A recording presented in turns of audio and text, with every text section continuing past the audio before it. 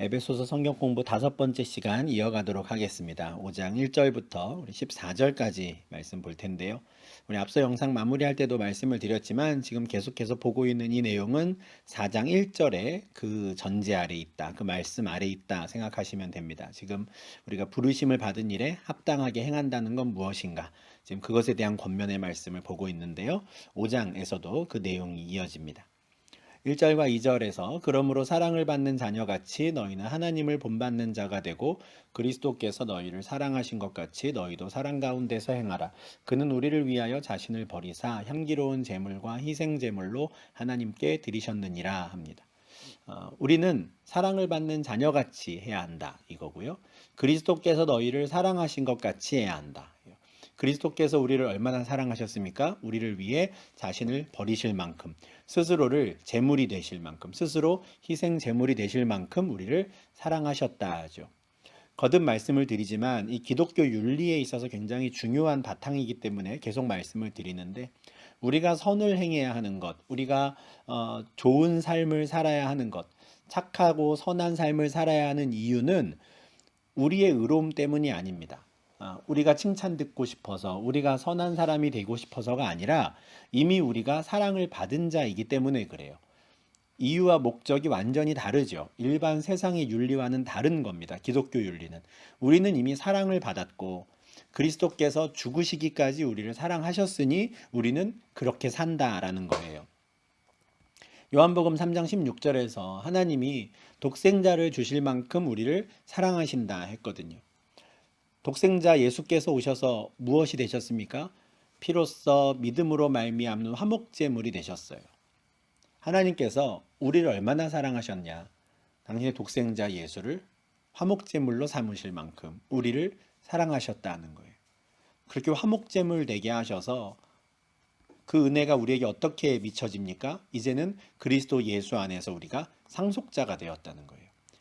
원래는 예수님께서 그 하나님 나라를 홀로 상속하실 텐데 함께 상속자가 되게 하셨어요. 유대인만이 아니라 이방인들도.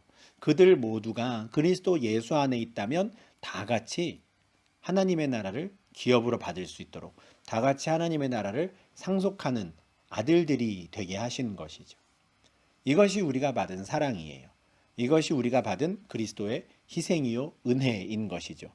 우리가 이미 그것을 받았으니 우리는 하나님을 본받아야 한다 말하는 거예요.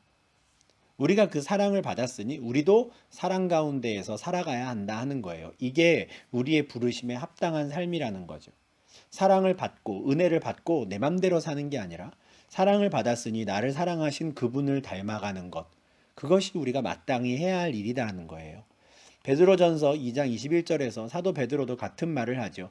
이를 위하여 너희가 부르심을 받았으니 그리스도도 너희를 위하여 고난을 받으사 너희에게 본을 끼쳐 그 자취를 따라오게 하려 하셨다 해요. 자, 너희가 이거 하라고 부름받은 거야. 그게 뭡니까? 너희에게 본이 되시는 그리스도를 따라가라고. 그거 하라고 부르셨다는 거예요. 그리스도께서 우리의 본보기가 되셨어요. 고난의 길 그리고 마침내 이르신 영광까지도. 그 길을 우리가 그 자취를 그대로 따라가는 것. 그것이야말로 부르심을 받은 일에 합당하게 행하는 것이다. 이게 베드로가 말하는 거거든요. 바울의 가르침과 다르지 않습니다. 같아요. 이미 우리가 사랑을 받고 은혜를 받았으니 우리를 사랑하신 하나님을 본받자, 그리스도의 사랑을 본받자 따라가자 하는 거거든요. 예수님께서 직접적으로 말씀하시기도 했죠. 요한복음 13장 34절에서 내가 너희를 사랑한 것 같이 너희도 서로 사랑하라 해요. 내가 너희를 사랑한다. 그러니 너희도 서로 사랑해라. 나를 닮아야 한다. 그래야 너희가 내 제자인 줄 사람들이 안다 하시는 거죠. 이것이 부르심에 합당하게 행하는 겁니다. 이방인들이 행하는 것을 쫓아가는 게 아니라 이제는 하나님을 따라가는 것, 그리스도를 따라가는 것, 그리스도를 본받는 것. 그것이 부르심에 합당한 삶이죠. 5장 3절과 4절 말씀입니다. 음행과 온갖 더러운 것과 탐욕은 너희 중에서 그 이름조차도 부르지 말라. 이는 성도에게 마땅한 바니라. 누추함과 어리석은 말이나 희롱의 말이 마땅치 아니하니 오히려 감사하는 말을 하라. 3절과 4절에서도 우리에게 마땅한 일, 성도에게 마땅한 일과 마땅하지 않은 일을 이야기하는데 마땅하다라는 게 뭡니까? 부르심을 받은 일에 합당하다는 거죠. 어떤 게 우리에게 합당한 일인가? 마땅한 일인가? 또 어떤 것이 마땅하지 않은가? 이번에는 말에 대해서 권면하는 건데요. 음행과 온갖 더러운 것과 탐욕, 이런 것들은 말도 꺼내지 마라. 온갖 더러운 것, 이것도 역시 성적인 여러 가지 죄들을 말할 텐데, 앞서 이방인들은 방탕에 스스로를 방임한다라는 말씀이 있었잖아요. 예. 음행을 저지르지만 거리낌이 없어요. 감각 없는 자가 되었거든요. 자기 욕심을 한껏 채우는 삶을 살고 그렇게 사는 사람을 잘 산다라고 말을 해요. 그런데 그것은 성도에게 마땅한 게 아니라는 거예요. 누추함과 어리석은 말, 희롱의 말, 이건 뭡니까? 그러니까 이 사람의 가치를 떨어뜨리는 말이에요. 좋게 표현하면 이런 건데. 제가 벌써 십수년 전입니다. 한국에 있을 때 버스를 탔는데 마을버스에 정말 예쁜 교복을 입은 여고생들이 쭉 타는 거예요. 예. 그런데 그 여고생들이 버스 뒷좌석에 앉아서 말을 하는데 말이 시작하고 끝나는 게 다 욕으로 끝나는 거죠. 욕으로 시작하고 욕으로 끝나요. 아마 한국에서 대중교통을 이용하시거나 이렇게 10대 아이들을 보면 그런 경험들이 다 있으실 거예요. 예. 욕이 들어가지 않으면 문장이 완성되질 않는 거죠. 안타까웠습니다. 왜 저렇게 말을 할까? 저렇게 말하지 않고 얼마든지 예쁜 말을 할 수 있을 텐데. 그런 말을 쓰는 순간 그 청소년들만이 가질 수 있는 그 아름다움이 가치를 잃어버리는 거예요. 스스로의 가치를 평가절하시켜 버리는 거죠. 모르겠어요. 본인들은 그렇게 하는 게 멋있어 보여서 그렇게 하는지 모르겠지만 절대 멋있거나 예쁜 게 아니죠. 스스로의 가치를 떨어뜨리는 말들을 하면 안 되는 겁니다. 그게 누추함이에요. 어리석은 말, 이거 음담패설 같은 거거든요. 이것도. 남들을 조롱하는 말, 다 마찬가지입니다. 덕을 세우는 말, 은혜를 끼치는 말이 아니라 스스로를 낮추고 열심히 다른 사람들이 쌓아온 것을 무너뜨리는 그런 말들, 이거는 우리에게 맞지 않는다는 거예요. 성도에게 마땅한 게 아니에요. 성도에게 마땅한 말이란 감사하는 말입니다. 감사하는 말. 그러니까 언어가 다시 달라지는 것이죠. 이것이 부르심을 받은 일에 합당한 언어 생활이라는 거예요. 5절 6절입니다. 너희도 정녕 이것을 알거니와 음행하는 자나 더러운 자나 탐하는 자 곧 우상 숭배자는 다 그리스도와 하나님의 나라에서 기업을 얻지 못하리니 누구든지 헛된 말로 너희를 속이지 못하게 하라 해요. 너희도 이거 알고 있지? 뭐냐면 우상 숭배자는 하나님 나라를 기업으로 받지 못한다는 거예요. 그런데 바울이 5장 5절에서 말하는 우상 숭배자는 저 아데미 여신전에 가가지고 제사를 드리거나 뭐 다른 신전에 가서 절하는 그런 게 아니에요. 음행하는 자가 조금 뭐 그럴 수 있죠. 왜냐하면 그 신전에선 그런 일들이 있었으니까요. 그런데 개개인의 삶에서도 그 음행하는 것, 그 더러운 것을 추구하고 내 욕심을 탐하는 것, 이런 거 다 우상숭배다라고 말하는 겁니다. 어, 이런 사람들이 무슨 우상숭배일까? 이거는 좀 다른 거 아닐까? 우리가 생각할 수도 있지만 하나님 보실 때 이거는 자기 자신을 섬기는 일이거든요. 내 욕심을 따라간다라는 건 뭡니까? 내가 제일 중요한 거예요. 내가 나를 섬기는 거죠. 여호와 하나님이 아닌 다른 것을 섬기는 게 다 우상숭배인데 그것은 나를 섬기는 것도 포함하는 말입니다. 나를 섬기는 것, 나의 욕망을 채우는 일, 그것에 탐닉하고 그것에 전념하는 것 다 우상숭배예요. 그런 자들은 그리스도와 하나님의 나라에서 기업을 얻지 못합니다. 왜냐하면 그리스도 안에 있어야지만 그 나라를 상속받을 수 있거든요. 그리스도 안에 있어야지만 하나님 나라를 기업으로 받을 수 있습니다. 그런데 자기 자신이 여전히 제일 중요한 사람, 그 사람은 그리스도 안에 있는 사람이 아니에요. 하나님의 사랑을 받고 하나님의 은혜를 아는 자들은 심령이 변화된 자들이거든요. 심령이 변화된 자들이라면 나의 욕심을 채우는데 혈안이 되어서 그렇게 살 수가 없는 겁니다. 그런 자는 그리스도 밖에 있는 자들이에요. 우상숭배자는 하나님의 나라에서 기업을 얻을 수가 없어요. 그런데 그런 말들로, 다시 말해서 우상숭배자들도 음행하고 더럽고 탐하는 일을 하더라도 하나님 나라에 갈 수 있다고 말하는 사람들이 있었던 거예요. 이단들이죠. 영지주의의 영향을 받은 초대교회의 이단들입니다. 지금의 구원파와 같은 사람들인데 그런 사람들이 하는 헛된 말에 속지 말라 이렇게 말해요. 바울은. 그들은 그렇게 말하거든요. 이미 우리가 영혼이 구원받았고 우리의 영혼이 하느님 나라에 있으니 이 육신으로 행하는 일은 무슨 일이든 상관없다는 거예요. 왜냐하면 그들은 이분법적으로 생각을 하거든요. 영혼은 거룩하고 육신은 더럽다. 어차피 더러운 이 육신 어떻게 쓰든지 간에 우리의 구원에 관계없다 말하는 거예요. 근데 그들은 하나님께서 이 우리의 육신 또한 회복시키실 것 아니라는 거. 우리의 몸도 부활할 거라는 걸 믿지 않는 자들이죠. 그들의 말은 헛된 말이다라고 바울은 말합니다. 그런 말로 너희를 속이지 못하게 해라 경고하는 것이죠. 4장 14절에서도 너희가 어린아이와 같은 모습으로 있으면 안 되고 그리스도의 머리를 닮은 그 몸으로 잘 성장해야 한다라고 말했던 이유와 목적이 이거였습니다. 사람의 속임수와 간사한 유혹에 빠지지 않도록. 왜냐하면 개별적으로 따로따로 있으면 그렇게 쓱 찾아오는 거짓 선생들의 가르침에 흔들리거든요. 요동치거든요. 그런데 건강하게 성장한 몸된 교회 안에 있으면 흔들리지 않는 거예요. 건강한 교회 공동체 안에서 그리스도의 장성한 분량에 이르기까지 다 같이 성장해 가야 누군가가 와가지고 헛된 말로 속이려고 할 때도 흔들리지 않는 겁니다. 온갖 교훈의 풍조에 밀려 요동하지 않을 수 있는 거예요. 만약에 그것에 흔들려가지고 딸려 나가면 어떻게 됩니까? 다시 불순종의 아들들이 되는 것이죠. 5장 6절 하반절부터 7절에서 그래서 바울이 이렇게 경고하는 거예요. 이로 말미암아 하나님의 진노가 불순종의 아들들에게 임하나니 그러므로 그들과 함께하는 자가 되지 말라. 그들에게 미혹되어서 딸려 나가버리면 그래서 그들과 함께하는 자가 되어버리면 다시 불순종의 아들들이 되는 것이다.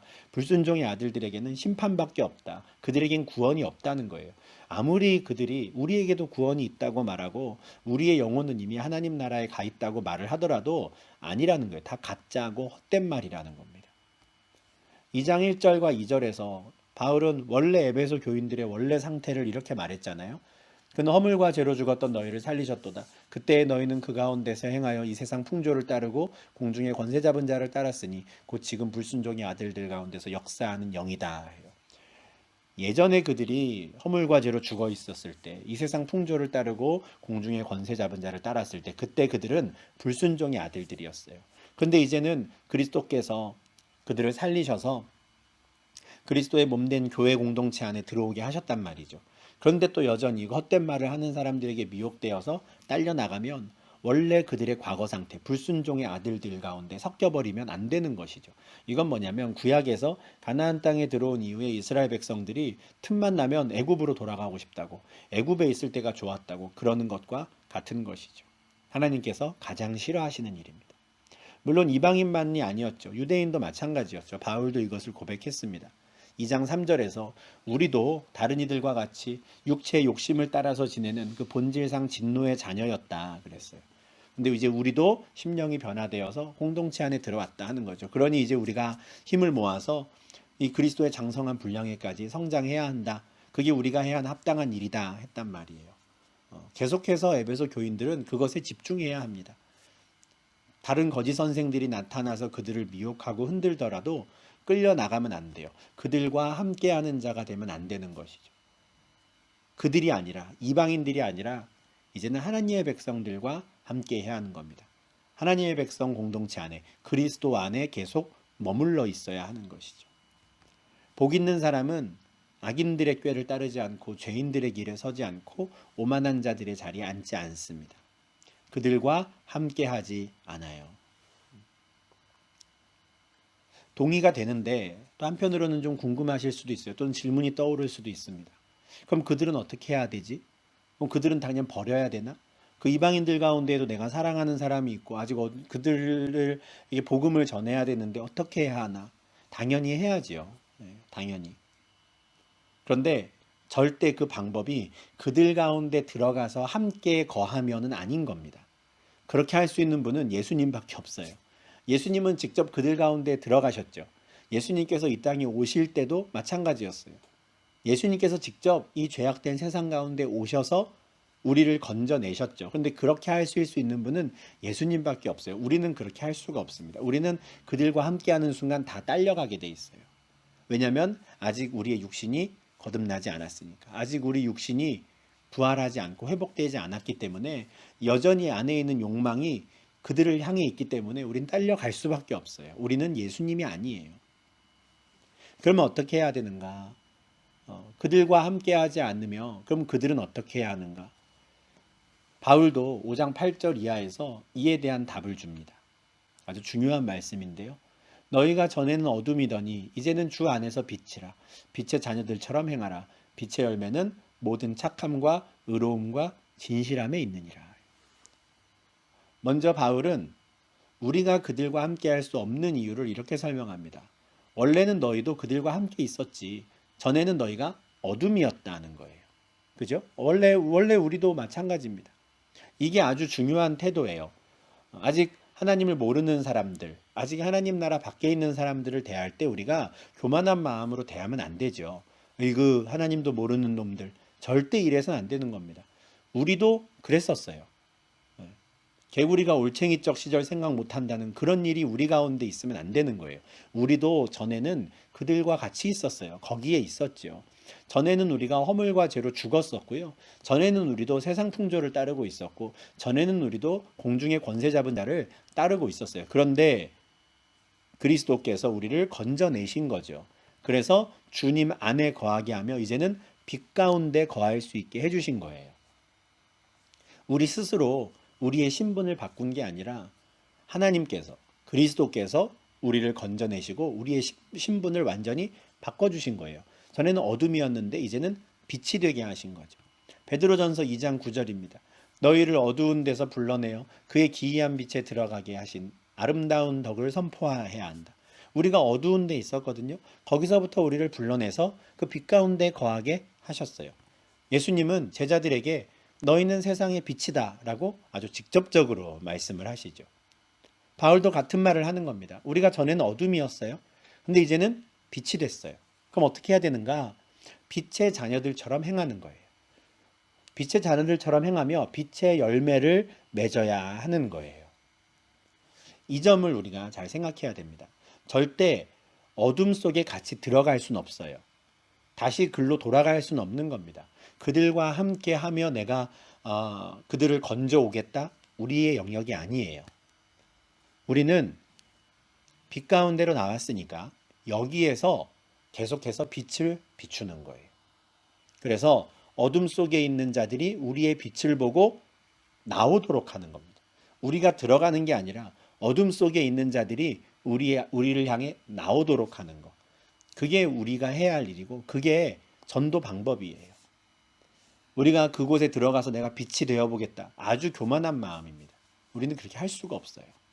그건 예수님만이 하실 수 있는 일입니다. 빛의 열매가 무엇인가 구체적인 내용들을 보겠습니다. 10절부터 12절인데요. 먼저 주를 기쁘시게 할 것이 무엇인가 시험해 보래요. 우리가 빛의 자녀가 되었는데 나를 빛 가운데로 인도하신 그 주님을 기쁘시게 하는 일이 뭘까 한번 생각해 보라는 겁니다. 시험하여 보라라는 건 이렇게 하는 걸 좋아하실까? 저렇게 하는 걸 좋아하실까? 한번 이것저것 해보라는 거예요. 목적이 뭡니까? 주님의 기쁨이 되기 위한 거죠. 주께서 기뻐하신다라는 게 뭐예요? 주님 보시기에 좋았더라. 그것이 선한 상태입니다. 착함 또는 선함이라고 할 때 기준은 사람이 아니에요. 하나님이시죠. 주님이십니다. 주님이 보실 때 좋은 것, 주님이 보실 때 기쁜 것, 그게 착하고 선한 거거든요. 그러니까 주를 기쁘시게 할 것이 무엇인가 고민하며 그 일을 위해 날마다 애쓰는 것, 그게 우리가 맺어야 되는 첫 번째 열매예요. 모든 착함이죠. 첫 번째 빛의 열매입니다. 착하게 살아야 돼요. 이 착하다는 건 사람들 보기에 인정받는 착함이 아니라 하나님 보실 때 기쁨이 되는 거. 하나님께 인정받는 그 착함이 있어야 하죠. 그리고 열매 없는 어둠의 일에 참여하면 안 돼요. 말씀드렸죠? 다시 어둠 가운데로 돌아가면 안 됩니다. 그들과 함께 자리하면 안 되는 거예요. 왜냐하면 그들의 일은 열매가 없는 거거든요. 다 헛된 일이에요. 오히려 그 일을 하고 있는 자들을 책망해야 하는 겁니다. 그거 잘못된 거라고. 그렇게 하면 안 된다고 말해줘야 되는 거예요. 대신 그들 속에 들어가서 말하는 게 아니라 빛 가운데 거하며 그들에게 알려주어야 하는 것이죠. 나도 전에는 몰랐었다. 나도 그 어둠 속에 있을 때에는 그게 나쁜 일인지 몰랐는데 이제는 빛을 알고 나니까, 이제는 주님을 알고 나니까 그게 얼마나 허무한 일이었고 그게 얼마나 나쁜 일이고 악한 일인지 알겠다. 너 그거 하면 안 돼. 그거 반칙이야 라고 알려줘야 되는 거죠. 그게 책망입니다. 과거의 어둠에 있을 때 얼마나 무의미한 삶을 살았는가 알거든요. 로마서 6장 21절에서 바울이 로마에 있는 그 이방인 그리스도인들에게도 그렇게 말해요. 너희가 그때 예전에 어둠 속에 있을 때거든요. 그때 너희가 어떤 열매를 맺었느냐. 그때 생각하면 너희도 부끄럽지 않느냐. 너희가 그대로 계속 있었으면 사망이다. 죽음밖에 없다. 이 말을 하거든요. 그러니까 이것을 이제 우리가 알게 되었으니까 빛 가운데 나와서 아직 어둠 속에 있는 사람들에게 그걸 알려줘야 되는 거예요. 우리가 그들 속에 들어가는 게 아니라 우리의 책망을 받고 그들이 나올 수 있도록 그거 잘못된 거라고 알려줘야 되는 것이죠. 정말 그들을 사랑한다면 그것들을 책망해야 되는 겁니다. 레위기 19장 17절에 딱 그런 말씀이 있죠. 너는 내 형제를 마음으로 미워하지 말며 내 이웃을 반드시 견책하라. 그러면 내가 그에 대하여 죄를 담당하지 아니하리라. 형제, 이웃이 잘못된 곳에 가 있는데 어둠 속에 있는데 가만히 두면 안 된다는 거예요. 그러면 그 죄를 우리에게 물으시겠다는 거죠. 반드시 견책해라. 경고하고요. 권면하라는 말입니다. 너 그렇게 하면 죽어. 너 그렇게 하면 사망 외에는 다른 열매가 없어. 라고 알려주라는 거예요. 그런데 그런 말을 할 때 그 형제에 대한 미움이 있으면 안 되는 겁니다. 그 형제를 사랑하는 마음으로 그렇게 견책하는 것이죠. 알려주어야 하는 거예요. 그게 뭡니까? 의로움이죠. 우리가 맺어야 되는 두 번째 빛의 열매입니다. 의로움. 이제는 진리를 아니까, 이제는 그리스도를 아니까 하나님 앞에 선하고 기쁘신 것과 그렇지 않은 것을 잘 분간해서 아직 어둠 속에 있는 자들, 악한 일들을 행하고 있는 그들에게 알려주어야 하는 거예요. 책망하고 깨우쳐 주어야 하는 것이죠. 그들이 하는 일들은 은밀히 하는 것들이 많습니다. 겉과 속이 다르죠. 위선적인 겁니다. 겉으로는 아주 점잖고 높은 사회적인 지위, 그럴듯한 것들로 가면을 쓰고 있는데 뒤에서는 자기의 욕심과 자기의 욕망과 정욕을 채우기 위해 온갖 일들을 하죠. 그게 은밀히 행하는 것들이거든요. 대놓고 말하지도 못하는 것, 다 부끄러운 것들 뿐인 거예요. 그런데 우리는 그들을 닮으면 안 되는 것이죠. 우리는 어떻습니까? 겉과 속이 같아야 돼요. 외식하는 자가 되어서는 안 되고 위선적인 자가 되어서는 안 되고 우리는 진실한 자가 되어야 합니다. 이게 세 번째로 맺어야 되는 빛의 열매죠. 진실함이에요. 그러니까 우리가 아직 어둠 속에 있는 사람들을 포기해야 되는 건 아닙니다. 그러나 절대 교만하게 생각해서 우리가 그들 가운데 섞여도 나는 이제 흔들리지 않는다고 그러면 안 돼요. 그럴 수 있는 사람은 없습니다. 우린 예수님이 아니에요. 예수님도 시험에 들지 않도록 늘 기도하셨는데 하물며 우리는 뭐 말할 것도 없습니다. 다윗 넘어지는 거 보세요. 처참하게 넘어지지 않습니까? 그 대단한 다윗이 그 정도면 우리는 뭐 말할 것도 없습니다. 우리는 어둠 속에 다시 돌아가면 안 돼요. 우리는 계속 빛 가운데 있는 거예요.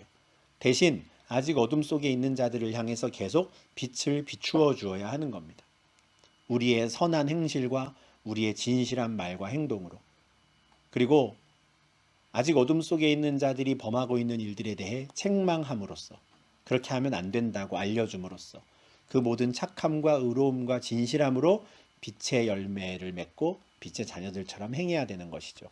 우리가 이 일을 열심히 하면 어둠 속에 있는 그것들이 하나씩 하나씩 드러나는 거예요. 13절 14절이죠. 그러나 책망을 받는 모든 것은 빛으로 말미암아 드러나나니 드러나는 것마다 빛이니라. 그러므로 이르시기를 잠자는 자여 깨어서 죽은 자들 가운데서 일어나라. 그리스도께서 너에게 비추이시리라 하셨느니라. 빛 가운데 있는 사람들이 어둠 속을 향해서 책망할 때마다 그 가운데 있는 그들이 그렇게도 숨기고 싶어하는 그 은밀한 것들이 다 빛으로 드러나는 것이죠. 물론 그렇게 된다고 해서 어둠 속에 있는 사람들이 다 복음을 다 잘 받아들이는 건 아니에요. 그들이 다 하나님을 인정하게 되는 건 절대 아니에요. 그러나 그 일들을 통해 그 가운데 있는 하나님의 택한 백성들이 반응하고 빛 가운데로 나오게 되는 것이죠. 사도행전 24장 25절에서 바울이 그 유대 총독에게 이제 붙잡혀 있을 때 재판을 받을 때 벨릭스 총독이라는 사람이 있었거든요. 이 사람이 바울을 불러다가 신문을 합니다. 그런데 바울이 그 신문을 할 때마다 계속해서 설교를 하는 거예요. 의와 절제와 장차오는 심판에 대해서 설교를 합니다. 너 지금 잘못하고 있다. 총독이시여 당신 잘못하고 있습니다. 그렇게 하다가는 심판당합니다. 그렇게 하다가는 죽음밖에 없습니다. 계속 하나님의 공의로움에 대해서 이야기하니까 이 총독이 두려움을 느껴요. 죄수의 신분으로 앞에 있는 바울에게 두려움을 느낍니다. 그게 책망하는 것으로 말미암아 어둠 속에 있는 게 빛 가운데 드러나고 나타나니까 그런 거예요. 양심의 가책을 느끼는 거죠. 전에는 감각 없는 자로 살았거든요. 그게 잘못된 건지 모르고 있었는데 바울의 책망을 들으니까 그 감각이 다시 살아나는 거예요. 그 양심이 살아나니까 못 견디겠는 거죠. 겁이 나는 겁니다. 그때 그 완악한 마음을 풀면 좋을 텐데 벨릭스는 그런 사람은 아니었어요. 그 완고한 마음을 풀기 싫어서 그냥 보내죠. 지금 가라. 그리고 2년 동안이나 보질 않아요. 그냥 가둬만 두고 어떻게 돈을 좀 받으려나 하고만 있습니다. 결말은 좋지 않았지만 그러나 바울을 통해 그의 양심이 한번 자극을 받는 것이죠. 이런 게 중요한 겁니다. 대표적인 예가 사도들과 또 스데반 집사님의 설교에서도 나옵니다. 사도행전 2장 37절에서 오순절에 사도들의 설교를 듣고 베드로의 설교를 들었던 사람들, 그 사람들은 마음에 찔림을 받았어요. 그렇죠? 또 똑같이 사도행전 7장에서 스데반 집사님의 설교를 들은 사람들이 또 마음에 찔림을 받았어요. 그들이 이 말을 듣고 마음에 찔려 똑같습니다. 다만 반응은 좀 달랐어요. 많이 달랐죠. 베드로의 설교를 들은 사람들은 형제들아 우리가 어찌할꼬 하며 하나님께 용서를 구했거든요. 회복된 것이죠. 어둠 속에 있다가 이 책망을 받고 빛 가운데로 나오게 된 거예요. 그런데 스데반 집사님의 설교를 들은 사람들은 똑같이 마음에 찔림을 받았지만 이를 갑니다. 그리고 스데반에게 돌을 던져서 죽이죠. 이처럼 이 찔림을 받는 사람들의 반응은 분명히 다를 수 있어요. 정답은 다 똑같은 반응이 나오지 않아요. 이 두 가지 중에 하나가 나오겠죠. 그러나 책망하는 역할은 빛 가운데 있는 사람들이 해야 되는 건 거예요. 설령 그들이 나를 미워할지언정 할 말을 해줘야 되는 것이죠. 그것이 바로 어둠 속에 있는 자들을 사랑하는 그 빛 가운데로 이제는 건진받아 나오게 된 우리가 해야 하는 우리의 부르심에 합당한 일인 겁니다.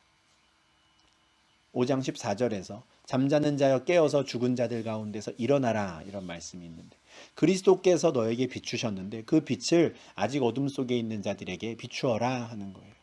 이사야 60장 1절이죠. 일어나라 빛을 발하라 하는 겁니다. 그 일을 우리가 해야 한다라는 거예요. 너희가 전에는 어둠이었으나 이제는 빛의 자녀다. 그러니 빛의 자녀들처럼 행해라. 빛의 열매를 맺어라 하는 것이죠. 예수님도 이런 말씀을 하셨어요. 제자들을 향해 너희가 세상의 빛이다 하셨거든요.